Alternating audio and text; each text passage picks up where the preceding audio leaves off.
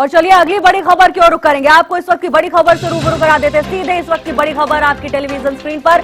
पाक संसद में पीएम मोदी का खौफ नजर आया है। कैसे भारतीय सेना की कार्रवाई से संसद में हड़कंप मच गया। देखिए, भारत के हमले के बाद अपने ही पीएम पर पाकिस्तानी सांसद भड़कते हुए नजर आए। पीएम शहबाज शरीफ को बुज़दिल बताया है पाकिस्तानी सांसद ने। देखिए, अब पाकिस्तान खुद कबूल करने लगा है कि कैसे भारत सरकार भारतीय सेना की कार्रवाई से संसद में हड़कंप मचा हुआ है।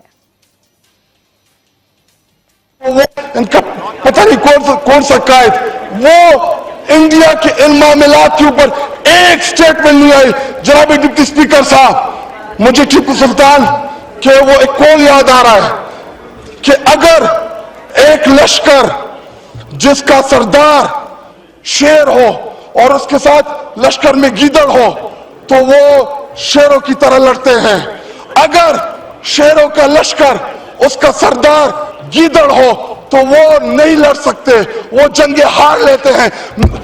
इस वक्त बॉर्डर पे खड़ा वो फौजी जो हमसे तवक्को रखता है कि हमारा लीडर, जो कौमी लीडर होता है या जो वज़ीर आज़म होता है, वो आईना होता है, वो फेस होता है, उसकी तवक्को है कि हमारी सियासी क़यादत वो दलेरी के साथ मुकाबला करेगी। जी, वाइंड अप करें, जुम्मे का टाइम है। आखिरी 2 मिनट दे जी। लेकिन जब आपका वज़ीर आज़म, जब आपका लीडर बुज़दिल हो, वो मोदी का नाम ना ले सके, उसको आप क्या पैगाम दे रहे बॉर्डर पे लड़ने वाले जो। और ये बयान आप सुन रहे थे, पाकिस्तानी सांसद का ये बयान है। अपने ही संसद में अपने ही प्रधानमंत्री को गीदड़ कहते हुए नजर आ रहे हैं।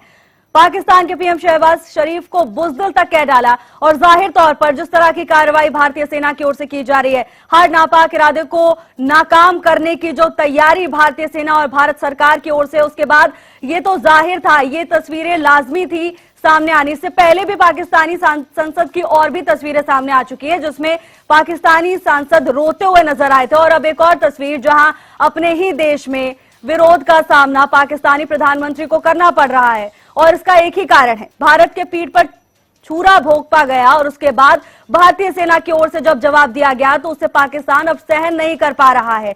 देखिए, वही चेहरा है जिसे पाकिस्तानी आवाम ने चुनकर संसद में भेजा था। जब सांसद के चेहरों के हाव भाव उड़े हुए हैं तो सोचिए आम लोगों की इस समय क्या स्थिति हो रही होगी। लेकिन मुझे लगता है कार्रवाई बेहद जरूरी थी। आतंक के खिलाफ भारत का एक्शन लगातार जारी है। एक के बाद एक लगातार कई बड़े फैसले भारत सरकार की ओर से भी लिए जा रहे हैं। लगातार समीक्षा का दौर जारी है और जब भी एक मंथन होता है कई बड़े फैसले निकलकर सामने आते हैं।